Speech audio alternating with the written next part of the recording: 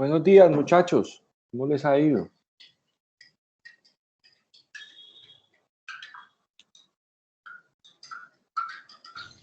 Buenos días, profe. Bien, ¿cómo les ha ido? Qué pena Bien, bien. que me conecté yo desde temprano y resulta que estaba conectado en otro grupo y le mando el mensaje y yo veía que nadie se conectaba y me equivoqué de grupo. Por eso entré hasta ahorita. Bueno, muchachos, ¿cómo se sintieron antes de empezar la clase? Vamos a hablar de otros temas frente a la evaluación. ¿Cómo les fue? Profe, pues bien, gracias a Dios. Tuve unas dudas en el ejercicio de que usted colocó el procedimiento número 1. Ya lo vamos a resolver frente a esos temas. Bueno, pero yo sí quiero escucharlos a los que les fue un poquito regular. Por ejemplo, Aura Aguilar. Aura, ¿estás conectada? Parece que no. Ah, sí. ¿O no? ¿Estás conectada? Ah, sí. Ah, pero aparece saliendo. Eh, no sé, muchachos, o sea, y sí me causó mucha curiosidad y ya lo vamos a resolver el punto, pero que la mayoría le fue muy mal. O sea, regular en ese punto pues en la prueba como tal, porque no era tan compleja. Yo quisiera escucharlos realmente. Por ejemplo, Marilyn Ortiz.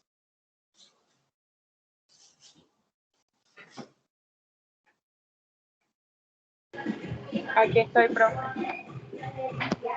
Cuéntame, Marilyn, ¿qué te fue regular en la prueba? Bueno, profe, yo pensé que me había ido mejor realmente hasta que vi mi puntaje. Por ejemplo, en caso tuyo, el segundo examen no presentaste y el primero también te fue regular. El segundo yo le mandé un correo explicándole por qué no había podido presentarlo. Ok. ¿Estás en algún gimnasio trabajando o algo así que escucha música? Yo administro un gimnasio. Ok. Bueno, profe, no sé, realmente, bueno, también fue el factor tiempo, las preguntas eran de mucho análisis. Realmente las preguntas las leí como hasta 5 o 8 veces, tratando de ir desglosándola poco a poco. Pero bueno. De todas maneras, mira, ¿tú sabes por qué se da eso? Porque lo mismo te va a pasar en la prueba a saber cuando ya vayan a graduarse. Ustedes saben que el IFE realiza una prueba.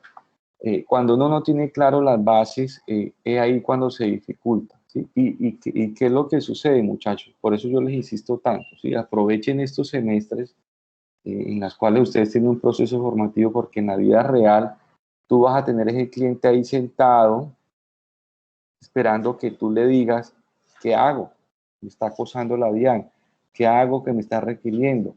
¿Qué puedo hacer? Tal situación pues que se pueda presentar. ¿Sí? Jesús Rodríguez. Buenos días, profe. ¿Qué más, Jesús? Cuénteme. ¿Qué pasó? Estoy ¿Qué bien, le fue profe. mal? Profe, a mí sí me fue bastante mal porque ya cuando después que usted dio de los inconvenientes, eh, tuve bastante inconvenientes tanto con Wi-Fi porque acá en el pueblo se fue y me conecté los datos, entonces estaban como lento también y se me fue el tiempo bastante ahí, entonces estaba como desesperado en eso. Ok. Andrea María Parejo. Señora, aquí estoy. Cuéntanos, Andrea. ¿Qué te fue regular? Sí, profe, un poquito. Y mire que fue cuestión de dudas más que todo, porque en algunas preguntas yo me sabía la respuesta, pero por dudas coloqué la que no era. Cuando me llegó el resultado, que vi las respuestas correctas e incorrectas, me di cuenta que estaba en lo correcto, pero ajá. ¿Y por qué crees que te generan esas dudas? ¿Por qué la falta de seguridad? Ay, sí, profe, yo soy así. Siempre dudo de mi potencial. Pero tienen que mejorar eso, muchachos. Y pues quise escucharlos es porque, o sea, yo a diferencia de muchos docentes, se los voy a confesar, de pronto durante este semestre ustedes me han escuchado que a veces, como dice uno, no es que bote el chupo, sino que me incomoda que de pronto no haya participación, porque yo quiero en ustedes, o sea, yo a ustedes los veo es como los futuros profesionales de alto nivel. Yo quiero que la nueva generación de profesionales trate de seguir con esta profesión en lo más alto, porque desafortunadamente la tienen muy perrateada, demasiado, a tal punto que están haciendo seminarios de declaración de renta a 30.000, a 20, lo que vale una hamburguesa, a 20.000 pesos. O sea, yo no puedo entender que hoy en día, o sea, pagar una capacitación de local, una hamburguesa en la profesión contable para hacer una declaración de renta, muchachos, eso a mí no me cabe en la cabeza, ¿sí? Pero bueno, sí está el mercado y otras desfachateces más. Pero ustedes no se están preparando para eso, entonces por eso a mí me afana. Una vez hablando con un profesor me decía, no, a mí con que participe uno, hable uno y ya con eso, no, porque yo puedo hacer lo mismo. Aquí puede hablar uno, como pasa en los 4 grupos que tengo. Son muy pocos los que participan, el resto yo no sé si está aprendiendo o no, pero a mí sí me afana que todo el mundo pues tenga la oportunidad de aprender, porque todo el mundo está aquí con las mismas condiciones y posibilidades y todo el mundo tiene derecho a exigirme y yo darle a ustedes lo mejor. Pero sí me preocupa eso.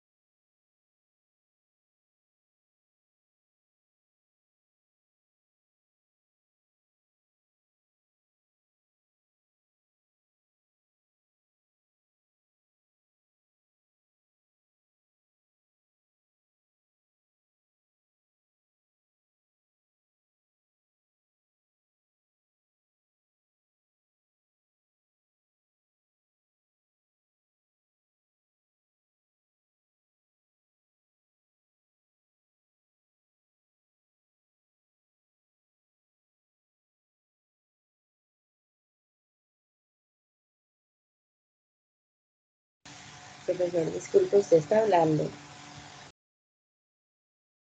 No se escucha.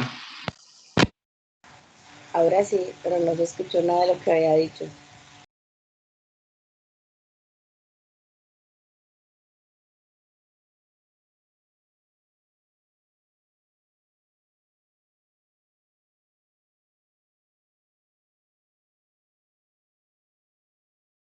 No se escucha, profe. Que permítanme que estoy abriendo el formulario para que evaluemos las respuestas que hicimos del examen del lunes. Permítame, ya lo estoy abriendo, que no me quiere abrir.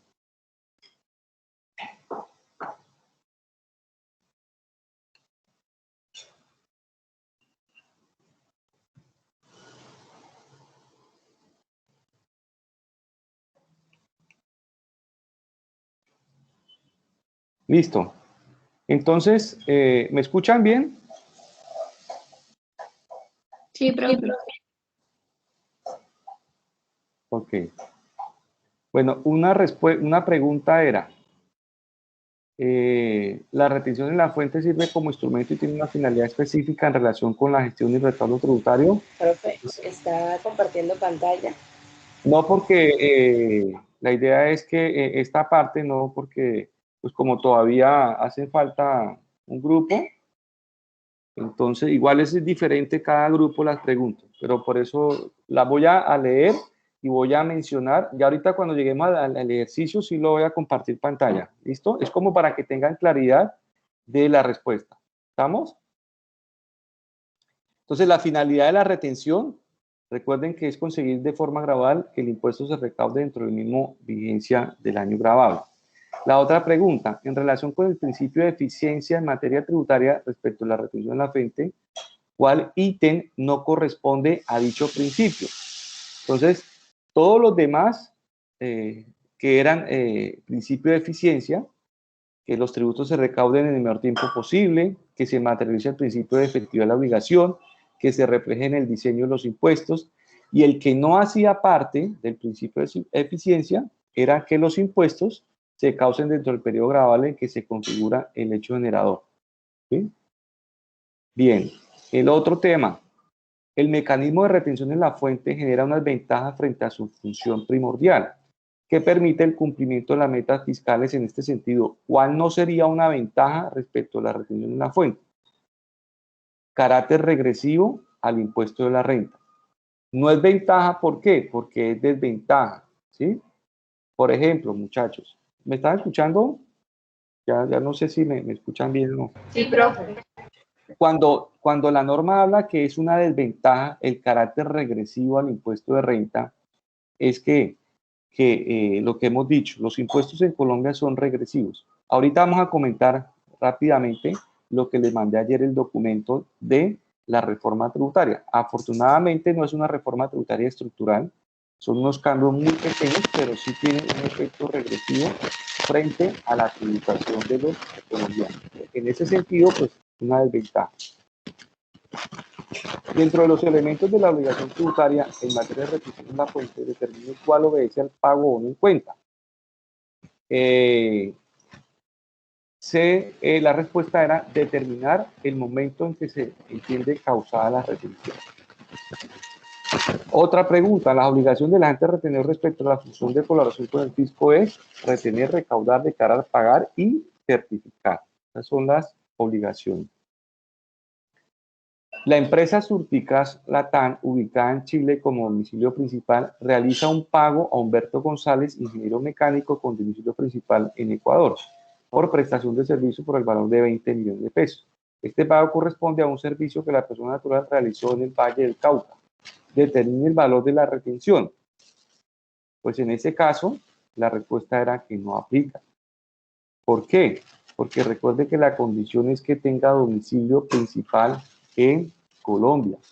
Entonces estamos hablando de una empresa fuera de Colombia, no tiene domicilio principal, y el domicilio del quien realizó la actividad es también fuera de Colombia, independiente que el servicio se haya prestado dentro de Colombia. ¿Sí? Ahí no se causa ninguna retención. Otra pregunta. Juan Pérez, persona natural que su actividad de comercio es arrendamiento de bienes muebles con patrimonio del año anterior de 1.070.000, realizó un pago a Laura Moreno por servicios de marketing digital. Frente a la luz de la norma tributaria, determine si se convierte en agente retenedor de renta. Muchos, la mayoría, 18 personas, contestaron que no es agente retenedor. ¿Sí? La respuesta es sí es agente retenedor por su condición patrimonial. Recuerden que es patrimonio del año anterior y ingresos del año anterior que sean superiores a ¿cuánto? A 30.000 VT. Yo quisiera saber, los que contestaron no es agente retenedor, ¿por qué? ¿O en qué se basaron? ¿O se confundieron?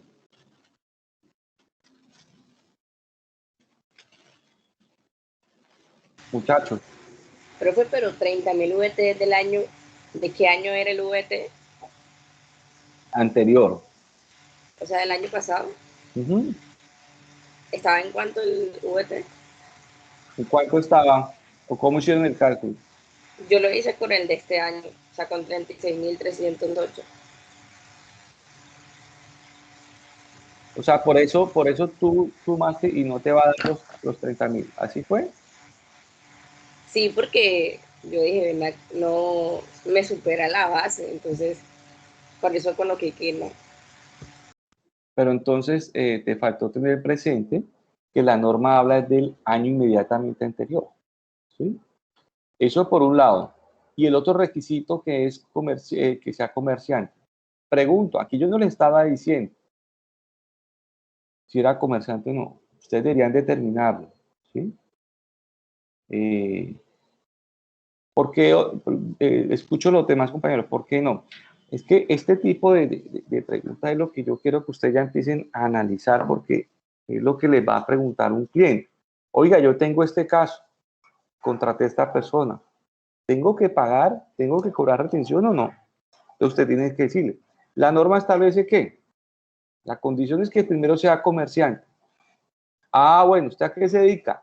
Arrendamiento de bienes. Ah, bueno, yo les dije en su momento el artículo 20 y 25 del Código de Comercio. Ahí está establecido las actividades comerciales o mercantiles y efectivamente el arrendamiento de bienes muebles o inmuebles configura una actividad para ser comercial. Entonces, ¿cumple la primera condición? Sí. Y con patrimonio del año inmediatamente anterior. ¿Sí? Al superar el monto, sí hace que se convierta en agente retenedor de renta. ¿Sí? Y en la otra pregunta era, una empresa, suscriptaria de una empresa del régimen tributario ordinario, se acogió al régimen simple de tributación. Para el mes de junio realizó un pago por honorarios profesionales al contador que le prestó una asesoría tributaria. En base a la factura electrónica emitida por el contador fue de 10 millones masiva. La respuesta es, no se causa retención en la fuente. Porque el régimen simple de tributación, dentro de los beneficios, es que no practica ni le practican retención en la fuente. Otra, la alcaldía de Santa Marta contrató... Disculpe. Señor. Con respecto a la pregunta anterior, sí lo he superado. O sea, yo hice 30.000 por la VT anterior a 35.600 algo y sí superaba ese monto. ¿Por qué VT tomó? La del 2020. No, pero no tomo la del 2000. Ah, sí, la del 2020, ok. ¿Qué valor tomó? O sea, los 30.000 y lo multipliqué por 35.600 algo que estaba la VT. Y eso da un monto grande, ¿no? Sí. O sea, más de 1 millón. Da más de 1.000 millones, sí, claro. Pero eso yo lo tomé como 1.070.000 y lo que daba ahí, y, o sea. Profe, yo creo que hubo un error en esa pregunta en el patrimonio, porque a nosotros nos salió 1.070.000 y creo que eso nos Exacto. confundió mucho. Ah, ok, ya. Ah, sí. Ok. Bueno, ok. Ya entendí qué fue lo que pasó. Ok. He aquí es sí. Ok. Sí, al parecer sí. O sea, quise dar a entender 1.070 millones, pero ustedes lo tomaron 1.070.000 pesos. ¿Sí? Exacto, profe, sí. Ok. Bueno, listo. Entonces, efectivamente no me había percatado de que faltaron unos ceros. Por eso de pronto entendieron esto. Entonces, vamos a suponer que efectivamente se equivocaron, fue por eso. ¿Listo? Bien. Bueno, la otra. El tema, bueno, decíamos del régimen simple de tributación no causa retención. La otra pregunta era, a la alcaldía contrató a la Sociedad Nacional de la Cruz Roja por un valor de un servicio. Entonces, decíamos que en el momento de que se hace el pago no en cuenta, ¿en qué circunstancias no se causa la retención?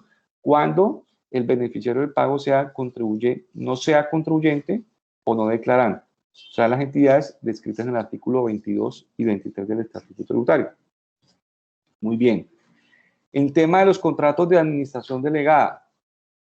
Decíamos, una empresa está administrando una entidad, la empresa agrícola del norte, le entrega la operación de su fábrica a la empresa de Inversiones Tayrona. Entonces, la Inversiones Tayrona lo que hace es que administrar la operación de la empresa agrícola del norte, pero Inversiones Tayrona, quien administra, le compra a una persona natural, ¿sí? No responsable de viva régimen ordinario. Entonces, ahí lo que habría que determinar es si se causa o no se causa retención, ¿sí? Entonces, aquí lo que tocaba era sustentar la respuesta, era que sí se causa retención porque el mandante se configura como agente retenedor. Entonces, el mandatario al momento de hacer el pago debería causar la retención. ¿Por qué? Porque la responsabilidad la tiene el mandante, ¿sí? Que era la empresa agrícola del norte, SAS. Muy bien. El otro punto era de los contratos de fiducia mercantil, y efectivamente, pues la respuesta era la retención la hace la sociedad fiduciaria. La otra pregunta era contratos en cuentas de participación. Recuerden que la norma establece cuando entre el socio gestor le da al socio oculto su participación sobre la utilidad mensual, no se causa retención. ¿Cuándo sí se causa retención? Cuando en el contrato o acto jurídico determine algún rendimiento garantizado. Por ejemplo, dijera, yo le voy a dar el 30% sobre el valor del local comercial que usted puso en la cuenta de participación. Ahí ya lo que estoy buscando es un valor mensual en el cual yo le voy a girar al socio oculto. Ese tipo o ese acto jurídico, dice la DIAN, si se busca es un rendimiento garantizado. Por tanto, habría sujeción al pago de la retención por IVA. ¿Listo? Bien, y vamos a hacer el ejercicio del procedimiento 1, porque ahí es donde muchos fallaron, la mayoría. Vamos a abrir el archivo y comparto pantalla.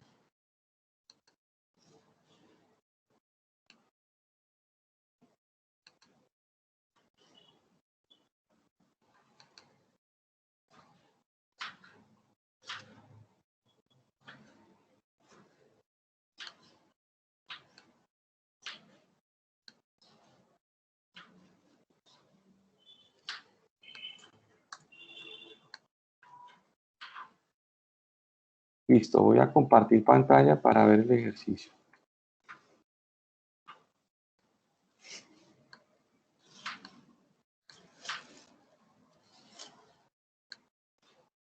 Bueno, entonces, la información del ejercicio. Perdón un momentico. No vale.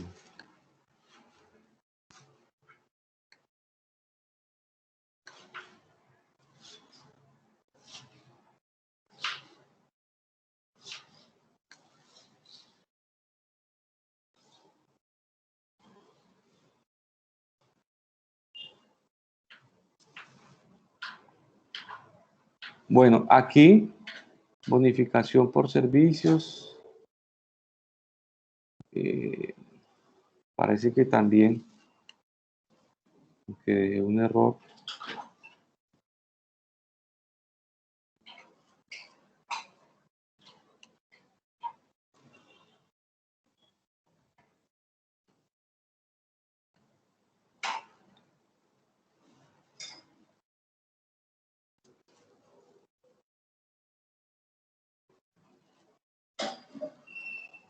Me parece que aquí hay un error también. Indemnización, protección 800, bonificación por servicios 300.000. Aquí es.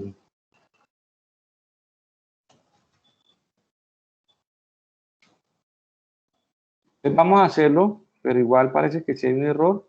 Entonces, a los que colocaron ninguna de las anteriores, pues se las voy a valer junto con la otra respuesta. ¿Listo? Pero vamos a hacerlo. Entonces, la información era sueldo básico 8.102.000, comisiones 240.000, comisiones permanentes, bonificación por servicio ocasional 300.000, y indemnización protección de la maternidad, 890.000. Pago de alimentación, que ya lo vamos a mirar, 1.657.000. Y aportes de salud, 341. Medicina, pensiones, Fondo de Seguridad Pensional, cuenta AFC y presentó dependientes. Listo. Aquí sí, de entrada les digo que hay un error en el resultado, pero vamos a hacerlo. Salarios, entonces, ingresos. Aquí, ¿qué teníamos que hacer? En el tema del pago de la alimentación, tomamos en cuenta el salario, que en este caso sería 8.542.000 pesos. Determinamos que no superen los 310 VT y efectivamente no los está superando. El límite, ahora evaluamos el pago de la alimentación, que es 1.657.000 pesos. Lo dimos en el valor de la VT y nos da 46 VT, lo cual quiere decir que sí hay un exceso de 41 VT. ¿Listo? Bien. Y serían 168.372 pesos.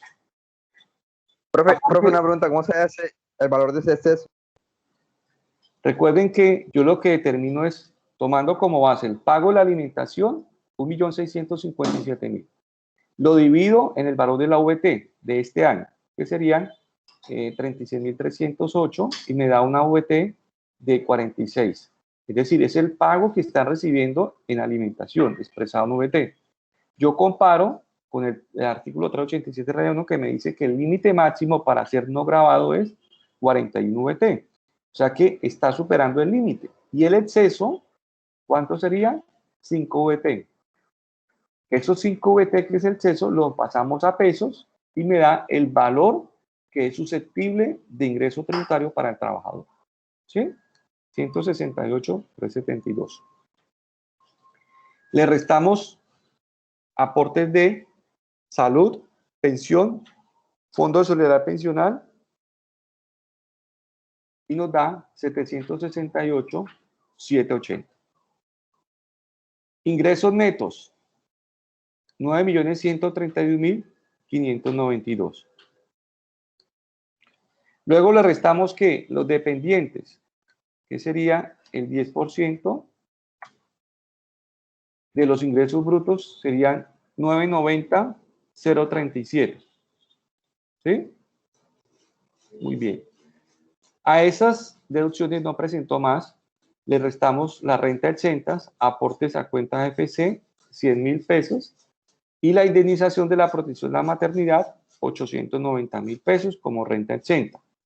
Nos da un subtotal de 7.151.555 y renta exenta numeral 10 del 25%. En este sentido, ¿qué sucede? El total de la renta exenta y deducciones son 3.767.926 y está superando el límite general. Por tanto, la base gravable en este caso serían 5.363.666. Y al pasar Profe, a mí en la base, todo me da igual hasta el límite general, yo tomé el límite general, pero la base gravable me da distinta. Ya, espérate. Pero Porque, a mí también me da distinta. ingreso menos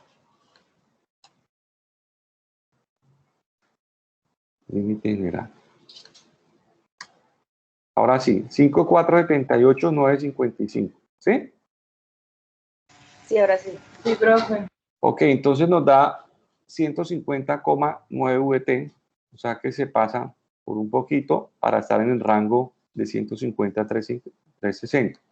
Entonces reemplazamos la fórmula. 150,9 por, perdón, menos 150 por 28% la tarifa nominal más 10.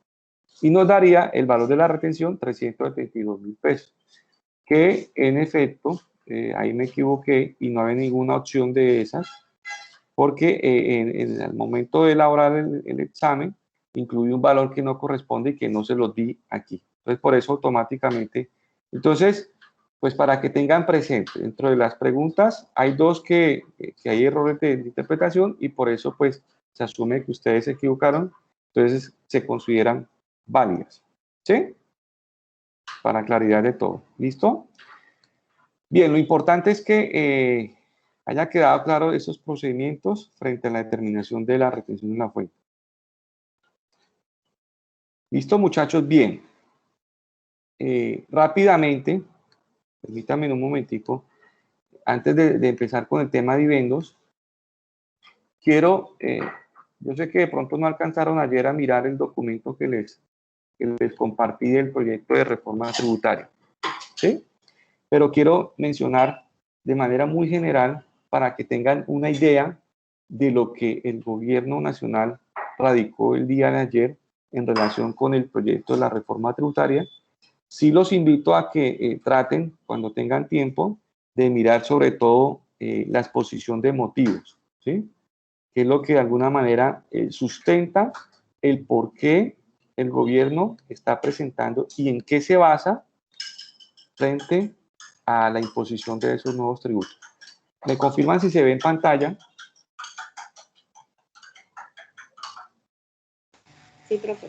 Entonces, muy rápidamente para que tener una idea de lo que van a empezar a discutir, sobre lo cual nos va a impactar a nosotros como colombianos y a ustedes como contadores frente a futuros asesores tributarios, y lo que impacta para que ustedes tengan una idea y se formen un fundamento real de las cosas. Primero, van a dejar nuevamente el impuesto de normalización tributaria. ¿Eso en qué consiste? Es un impuesto que viene desde el año 2014 creándose. Básicamente es todas las personas naturales y jurídicas que hayan omitido activos y pasivos inexistentes tengan la oportunidad de decirle al gobierno, oiga, gobierno, mire, yo tenía un activo de 1.000 millones, yo no lo he declarado nunca, lo voy a declarar. Por esa razón, voy a pagar el 17% que dejaron para el 2021. 17% del impuesto de normalización tributaria. ¿Sí? ¿Por qué alguien haría eso?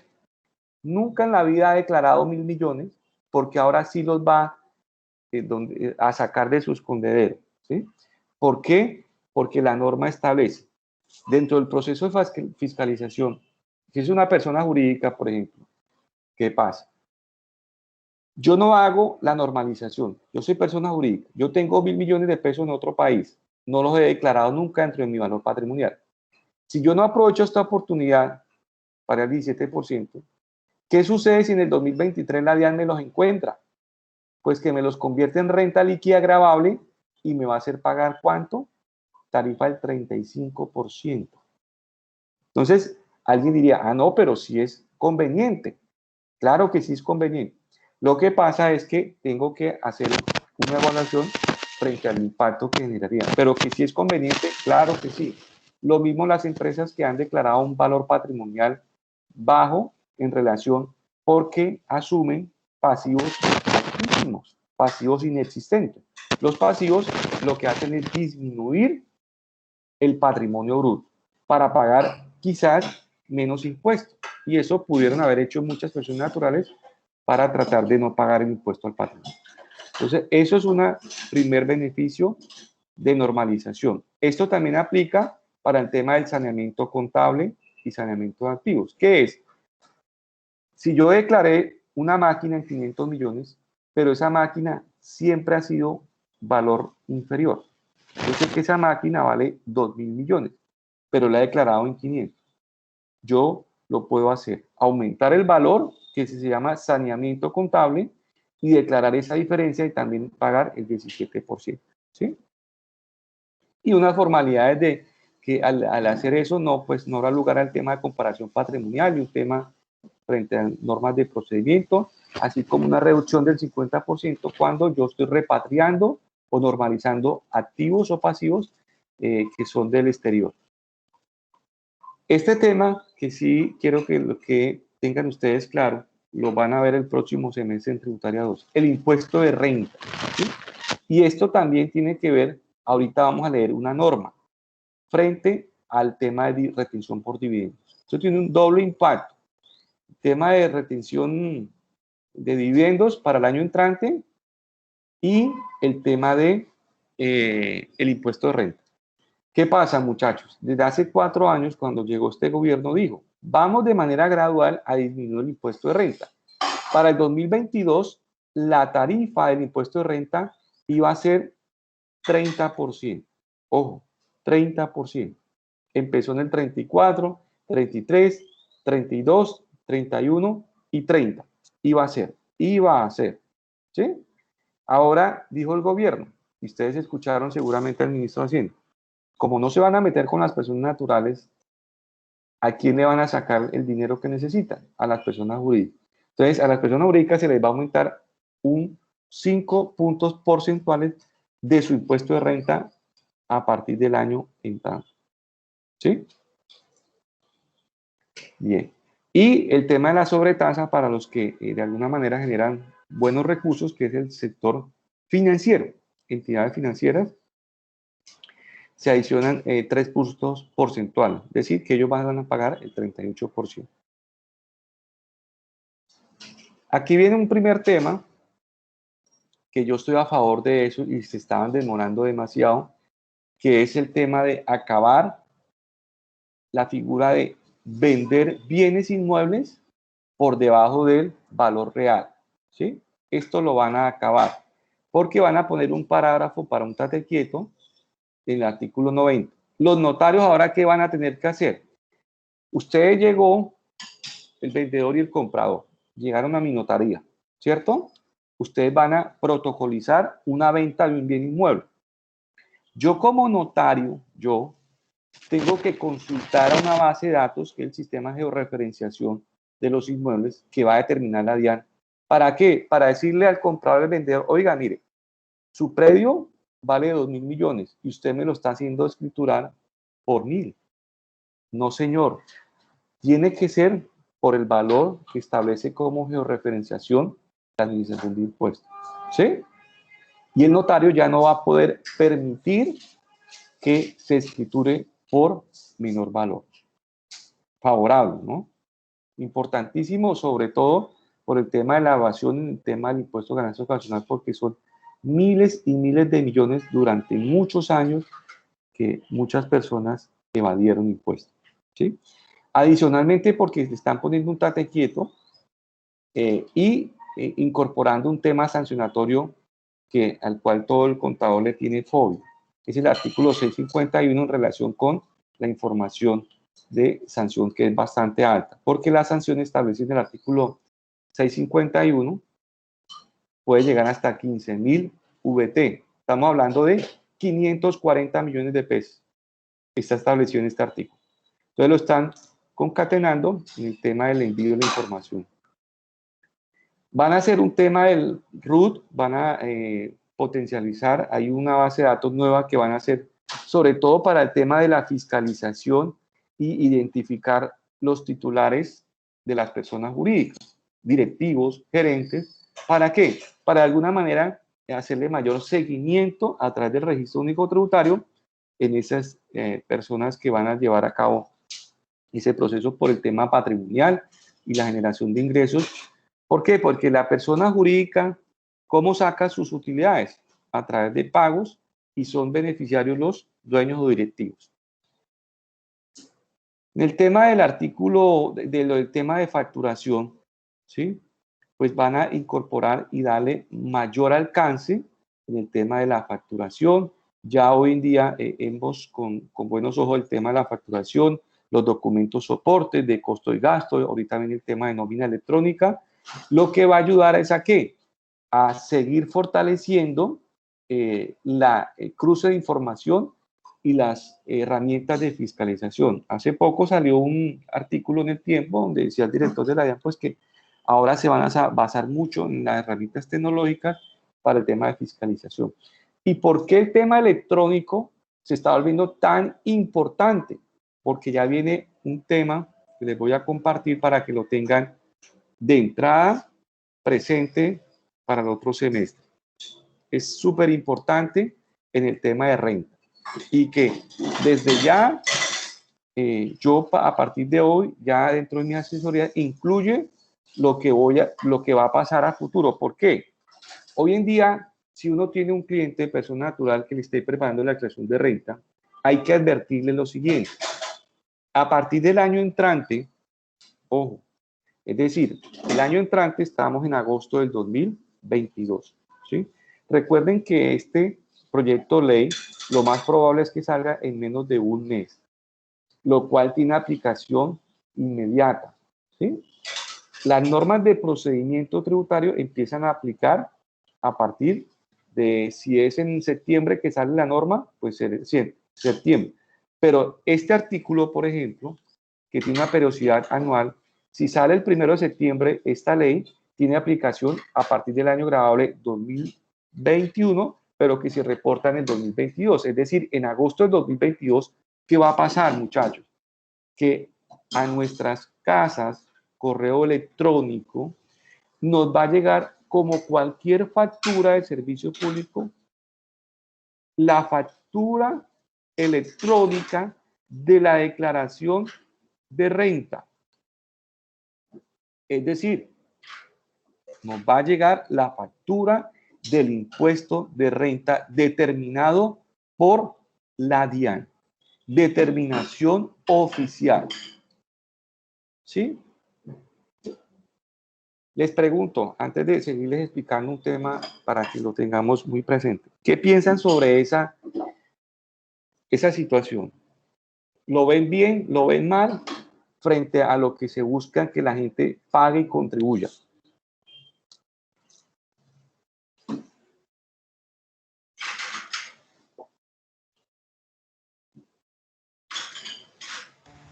Profesor, la verdad es que frente a lo que se busca, que usted dijo que es que la gente contribuya, está bien, porque va a ser mucho más difícil que las personas evadan, porque ya la DIAN está diciendo, hey, mira, esta es tu factura, esto es lo que debes declarar.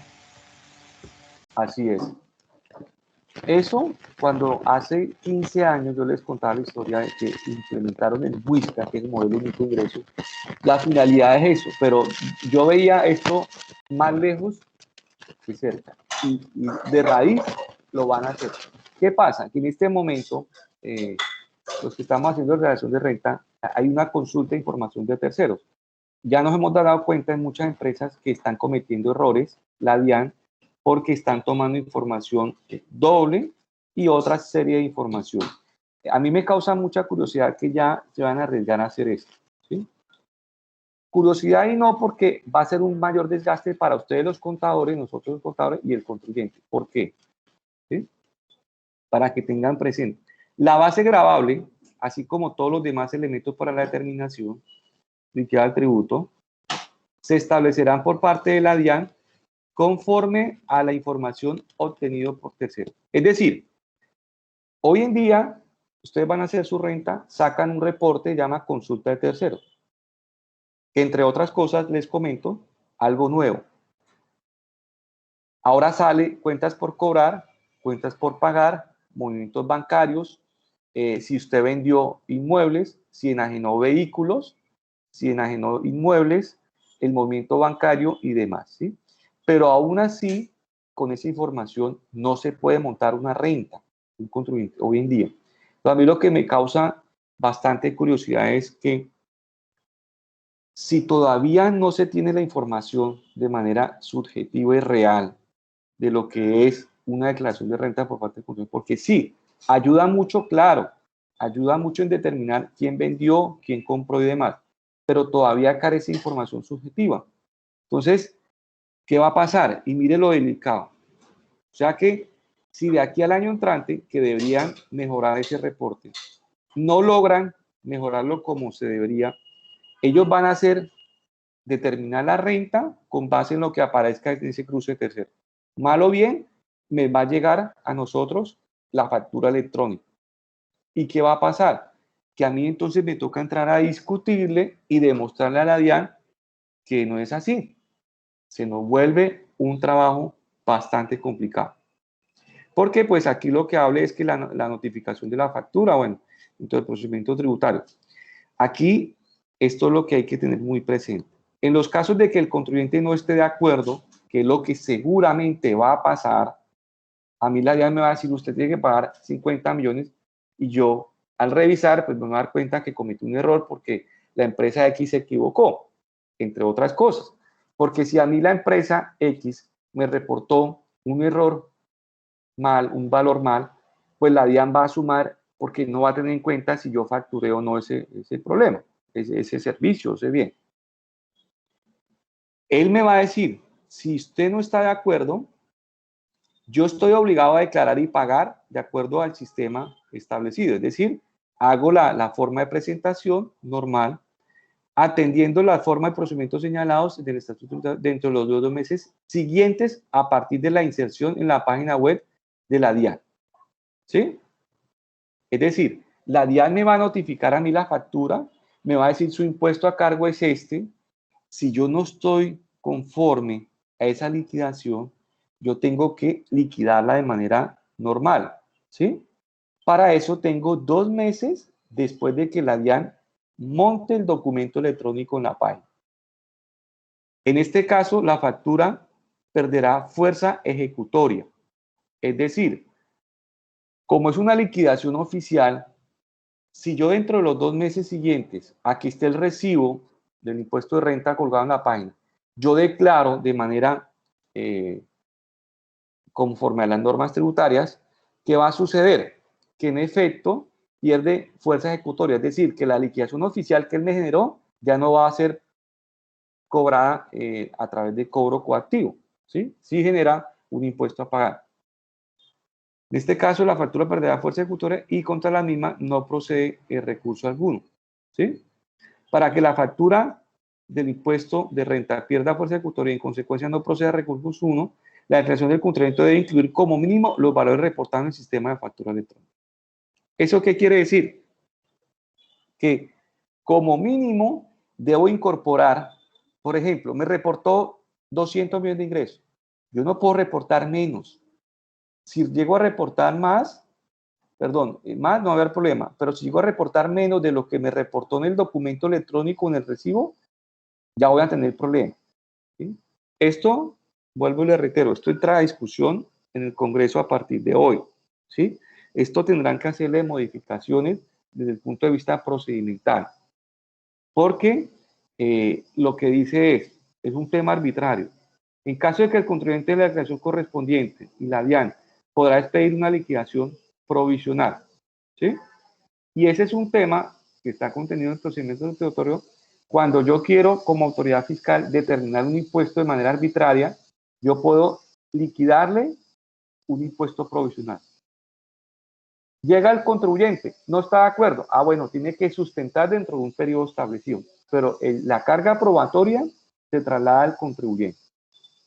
Entonces, esto es un tema bastante delicado, bastante asociado a la fiscalización. Desde el punto de vista técnico es muy bueno, pero desde el punto de vista de lo que quiere el contribuyente, que es no pagar, es un tema que hay que empezar a organizar desde ya por el tema de los movimientos bancarios y la presunción de ingresos frente a la legalidad que tiene, por el tema de indicio de presunciones por parte de la autoridad fiscal en el tema de la fiscalización. Ya vienen otros temas de intercambio de información, el tema de beneficiario final, registro único de proponentes, un tema de la autoridad de eficiencia del gasto, que supuestamente pues el Estado colombiano deberá empezar a reducir sus gastos. Vamos a ver si eso pasa realmente, porque por ejemplo hay entidades gubernamentales, nacionales, que el rubro de publicidad son miles y miles de millones de pesos, pero pues todos sabemos que son rubros que establece para la corrupción y demás. El ingreso solidario para las personas buscando una renta básica, el tema de lo del PAES, que ya está aplicándose, la contratación de menor a 28 años, el tema de la fiscalización pues, por parte de la UGPP, el incentivo a la creación de nuevos empleos para ustedes los jóvenes. Si la empresa los contrata, tiene una posibilidad de que el Estado les da un 25% sobre un salario mínimo, eso ya está aplicándose. Pues la idea de los que lo va a dejar permanente, la matrícula cero de la educación superior, ¿sí? Dice, es que el gobierno nacional destinará anualmente recursos para atender las necesidades de jóvenes de familias más vulnerables y demás. O sea que se supondría que llegado a aprobarse esta ley, pues los que tengan o que estén en esta condición, pues van a tener gratuidad en la matrícula de educación superior. Créditos de reactivación económica y un tema que se viene dando, y es el tema de los ventas en días sin IVA. ¿Sí? Van a establecer que a partir del año entrante, cada año, mínimo en 3 días, se vendan los productos, bienes y servicios sin IVA. Entonces determinará el gobierno qué días son y hay unos bienes y hay unas reglas especiales frente al cumplimiento. Se supone que en los ejercicios que ha hecho el gobierno nacional frente a este tema, que ya lo hizo,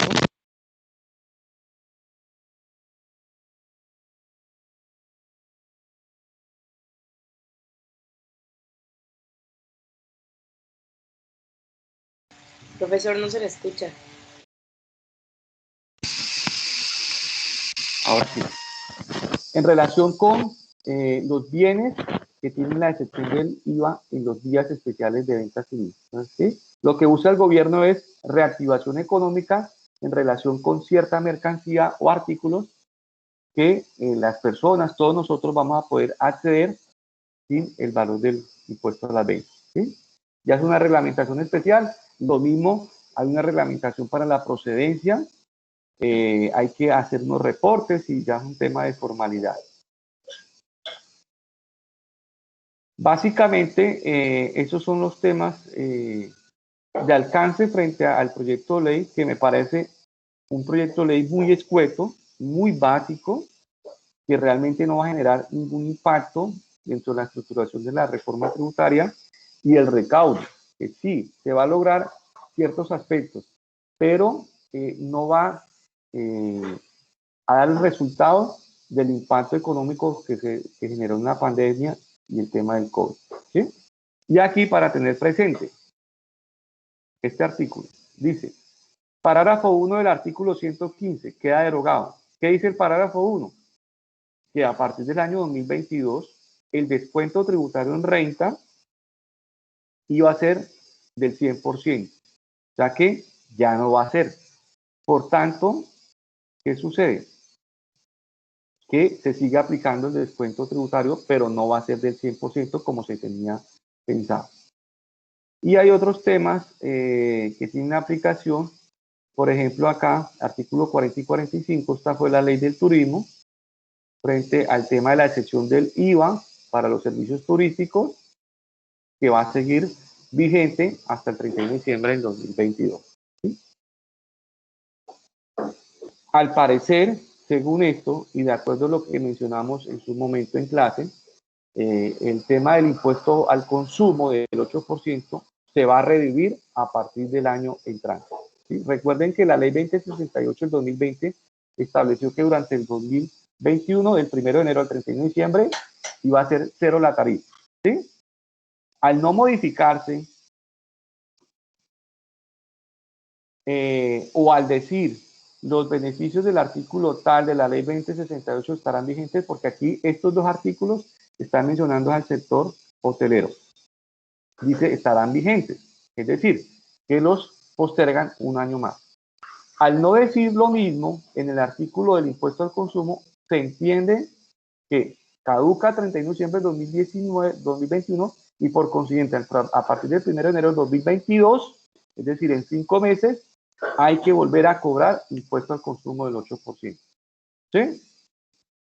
Que seguramente tendrán que sacar otra reforma tributaria, porque esta ley no han reglamentado unos aspectos que tienen que ver con IVA, que es, por ejemplo, el tema de los contratos de franquicia. Eso no lo han reglamentado.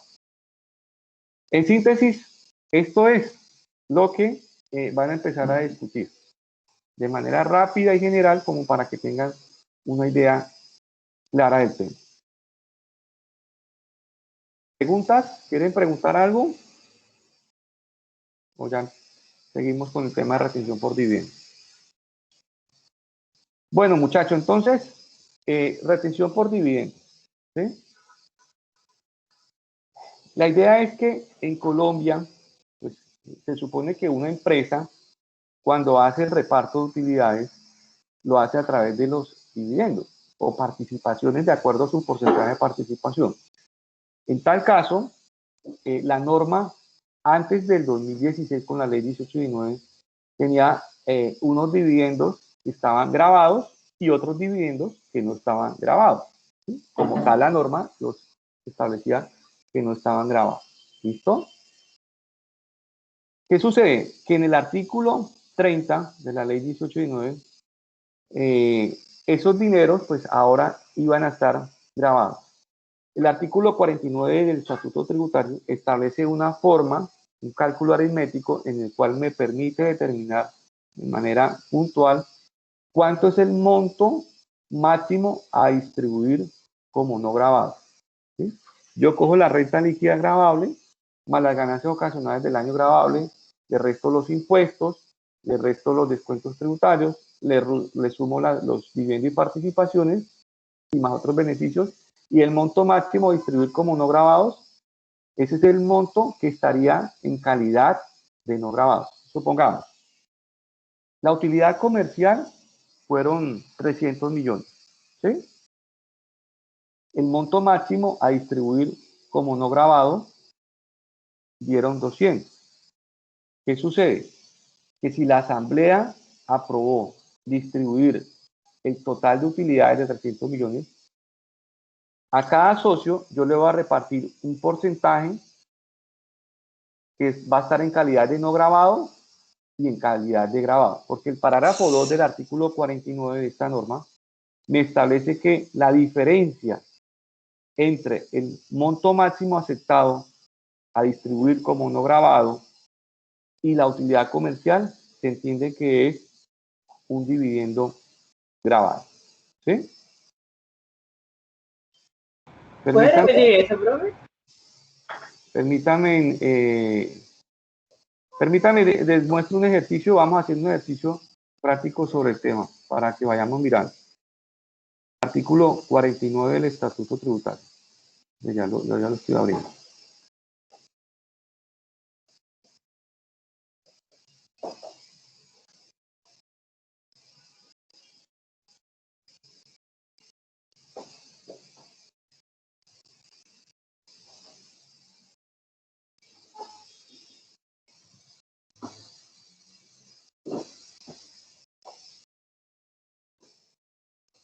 Listo, entonces vamos a mirar este ejercicio que tengo por acá para que miremos. Estamos hablando del artículo 49, ¿sí? Numeral 3, que me dice cómo distribuir o cómo calcular el monto máximo a distribuir como no grabado. ¿Sí? Recuerden, cuando llega a la asamblea, la empresa debe determinar el monto máximo a distribuir frente a la utilidad comercial. Ojo que la utilidad comercial es distinto al término de utilidad fiscal. ¿Sí? Utilidad fiscal es lo que llamamos la renta líquida gravable, que es distinto a la utilidad comercial. Generalmente, ojo con esta apreciación, generalmente la renta líquida gravable o la utilidad fiscal siempre es mayor a la utilidad comercial. ¿Por qué? Porque hay unos gastos que no son deducibles. Por tanto, al restarlos, lo que hace es aumentar la utilidad fiscal. Bien. Entonces, el artículo 49, ¿qué nos establece? El monto máximo a determinar como no grabado.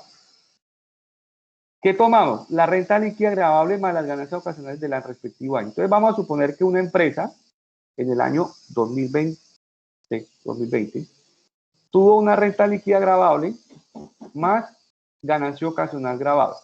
¿Sí? La renta líquida gravable es la utilidad fiscal y la utilidad fiscal por ganancia ocasional. Fueron 331.976.000 pesos. ¿Listo?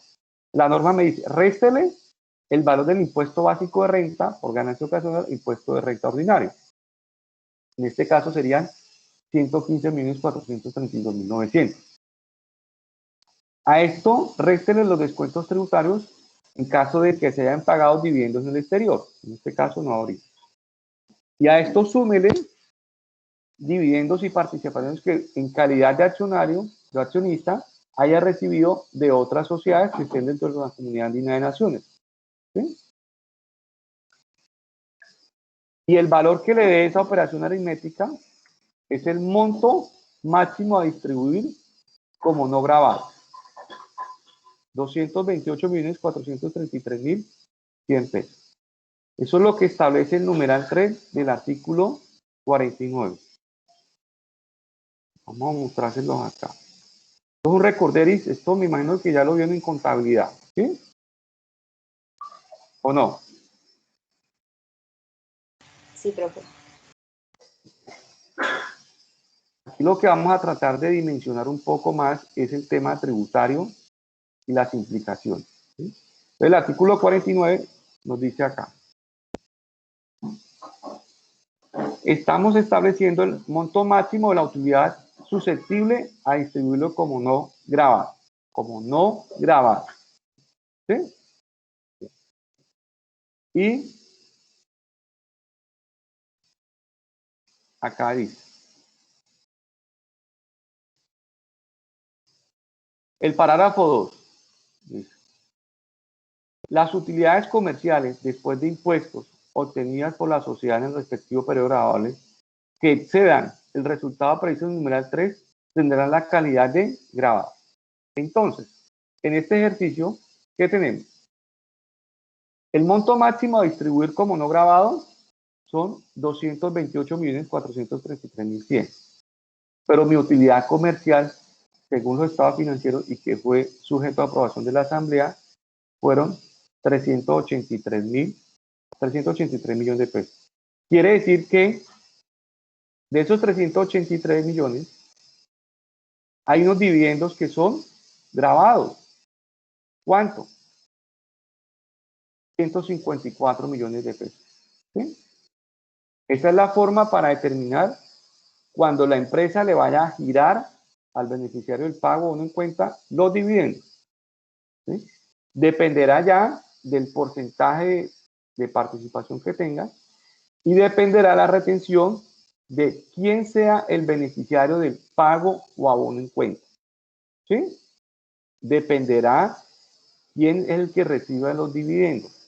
Si es residente, no residente, persona jurídica, sin establecimiento, sin domicilio, ¿sí? Porque hay un tratamiento de retención distinto para cada beneficiario del pago. ¿Sí pudieron mirar el librito que les compartí o no? Entonces, este tema de la retención en la fuente ha cambiado mucho desde la ley 1819 del 2016. Aquí en este cuadrito podemos ver lo siguiente. ¿Qué sucede? Cuando yo le voy a hacer un pago de retención a un beneficiario sujeto del impuesto de régimen ordinario renta, es decir, que es contribuyente de renta, ¿qué pasa? Si es relacionado con año 2016 y anteriores, pongamos, en Inversiones Tayrona Limitada, ¿sí? Le va a distribuir hoy, julio 21 del 2021, a la persona natural Carlos Cepeda, le va a dar los dividendos del año 2016. ¿Sí? Ojo, aquí hay que hacer una primera aclaración. Una cosa es que la empresa le vaya a pagar utilidades. Tengo que determinar con cargo a qué periodo. ¿Sí? Porque el hecho de que yo determine en la asamblea, por ejemplo, en marzo del 2021, determiné que, de acuerdo a la utilidad comercial, fueron 300 millones en 2020, yo apruebo repartir las utilidades del 2020. Una cosa es aprobar para que queden en calidad de exigible, ¿sí? Que cuando los voy a pagar, quién sabe, cuando tenga dinero. Pero otra cosa distinto que puede suceder, y es un error que cometen las empresas, es que aprobaron los estados financieros en la asamblea, pero no aprobaron la distribución de utilidades. ¿Qué quiere decir eso? Que si yo hoy voy a determinar y aprobar repartir las utilidades del 2016, ya se configurarían con base a la norma actual. Por eso hay que determinar en el periodo con el cual se están cargando las utilidades que fueron decretadas en calidad de exigibles de pago. ¿Sí? No sé si me entienden tener claridad sobre eso. O sea, si yo en el 2016, en la asamblea, perdón, en el 2017, en la asamblea de marzo del 2017, la empresa determinó repartir utilidades, dijo, sí, vamos a pagar utilidades. Entonces, se supone que cuando llegó esa acta al contador, ¿qué debió haber hecho? ¿Qué registro contable debió haber hecho ese contador en marzo del 2017 cuando le pasaron esa acta de asamblea? ¿Qué registro contable?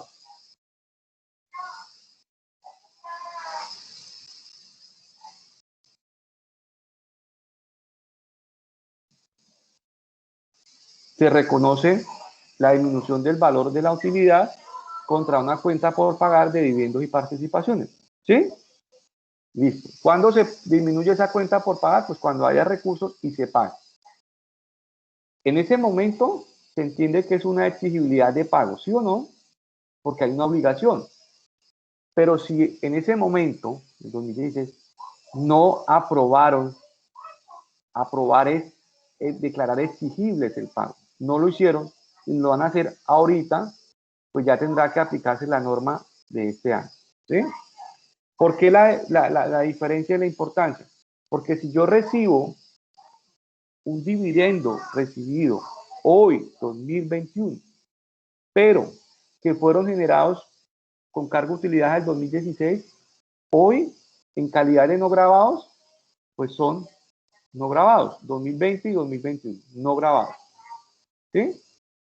En cambio, si son después del 2017 y son no grabados, para el año 2021 y 20, sí son grabados.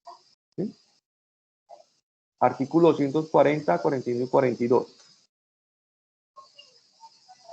Para ese año, las utilidades con cargo de 2016 o antes, los dividendos grabados, se aplicaba una tabla del artículo 241, el cual iba a una tarifa marginal del 0 hasta el 33%.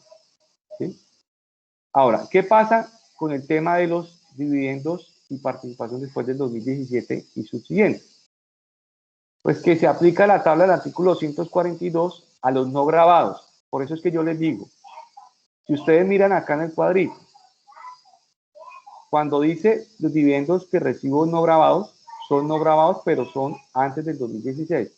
Ahora, los no grabados después del 2017 sí son grabados, que es la aplicación de la tarifa del artículo 242, el cual indica una tarifa de tributación marginal del 10%, ¿sí?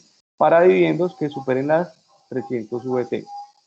Es decir, una persona natural que reciba una utilidad en calidad de no grabadas, pero con cargo de utilidad del 2016 anteriores, hoy día no paga impuestos. Pero si la recibe con cargo de utilidad del 2017 en adelante, tengo que aplicar la tarifa del artículo 242 y determinar el cálculo de impuestos. Eso lo vamos a hacer en un ejercicio. Pero aquí es entender el régimen de transicionalidad que se dio en relación con los cambios en materia de dividendos. Y los grabados se aplica inicialmente la tarifa general del artículo 240. ¿Sí? Aquí es donde yo les digo que con base a lo que lo que va a pasar con la reforma tributaria, va a generar un impacto. Ojo con esto. Se aplica inicialmente la tarifa general del artículo 240. según el tipo de sociedad que la reparta. Decíamos nosotros, les comentaba, hoy por hoy y para el año 2022, la tarifa del impuesto de renta iba a ser ¿cuánto? El 30. O sea que, veíamos ahorita en el texto de la reforma tributaria, va a quedar en el 35. O sea que cuando yo distribuya el año entrante dividendos, me dice, se aplica inicialmente la tarifa general del artículo 240 y esa tarifa del año 2022 va a ser ¿cuánto? 35. O sea que los dividendos grabados, la tarifa del impuesto de los dividendos, la retención, va a aumentar 5 puntos porcentuales también. ¿Sí? ¿Por qué? Porque los dividendos grabados, después del 2017, se aplica la tarifa del impuesto de renta. En este momento, el año pasado fue el 32. Este año el 31, el año entrante iba a ser el 30, pero ahora va a ser el 35. ¿Sí? Tiene un impacto en la distribución de los dividendos. ¿Sí? Bien. Esto tranquilo que vamos a hacer los ejercicios en la próxima clase, pero es para entender la estructuración del cambio y de una vez evaluar el tema del impuesto de renta, lo que se viene en tema de dividendos.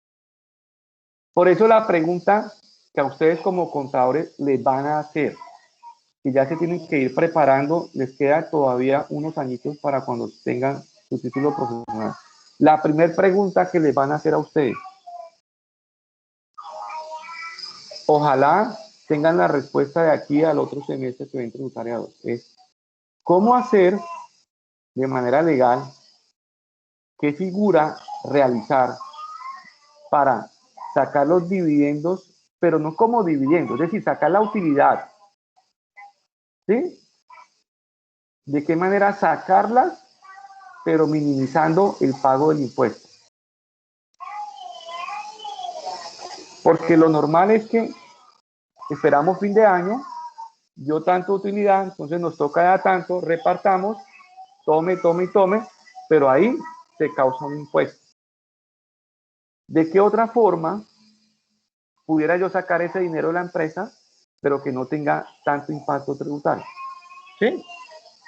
Esa es la pregunta que a todo contador le hace el empresario, quiere escuchar de manera asertiva para que les ayude a determinar ese tema.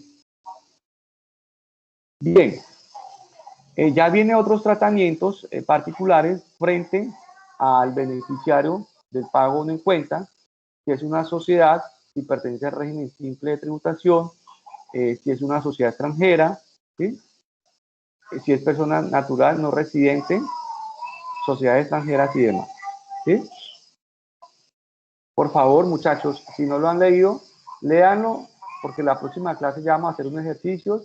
Lean el artículo 240, 41, 42 para evaluar el impacto de lo que vamos a hacer y poder darle alcance y precisión al tema. ¿Preguntas hasta ahí? Profe, 240. 240, 41, 42.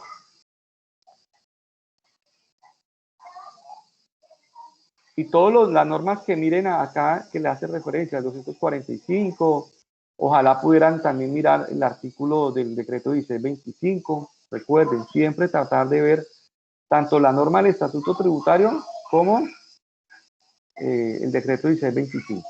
¿Sí?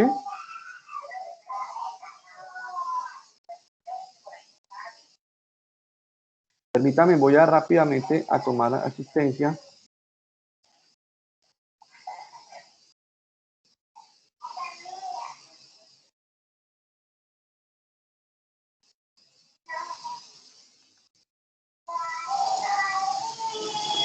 Bueno, grupo 4.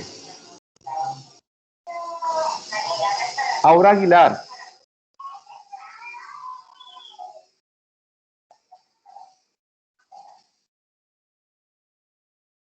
Carlos Alvarado.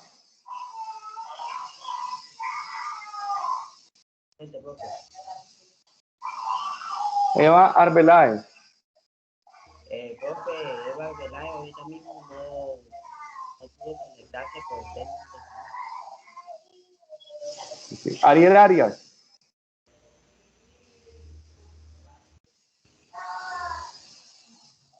Diana Valdivis.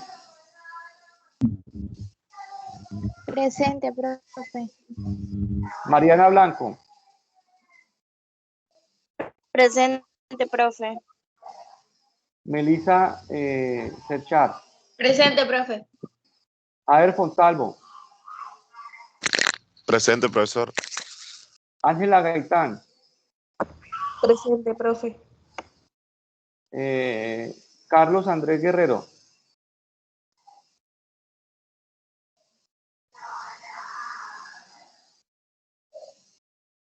Santiago Gutiérrez,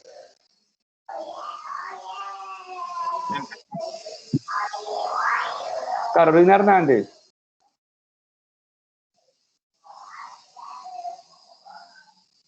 Diego Jinete, Presente, profe. Jesús Laborde, Adriana Machado, Andrés Mesa, Presente, profe. Waldi Morales, Presente, profe.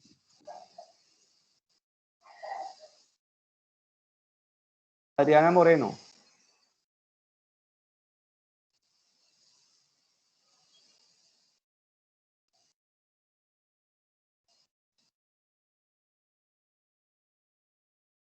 Carlos Mosquera, Presente. Heribet Moya, Presente, profe. Orlando Mozo, Presente, profe. Erin Ortiz, Presente, profe. Andrea Parejo, Presente, profe. Doriana Parodi, Mary Pérez, Presente, profe. Luis Miguel Pertús, Presente, profe. María Polo, Presente, profe. Diana Rada,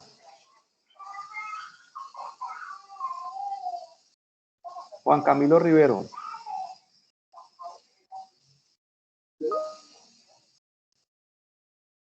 Jesús Rodríguez, Presente, profesor. Kevin Salcedo, Jesús Sánchez, Presente, profesor. Carlos Saucedo, Presente, profe. María Torrejano, Presente. Ángela Velázquez Presente, profe. y Valentina Villa. Presente, profe. Ok, listo, muchachos.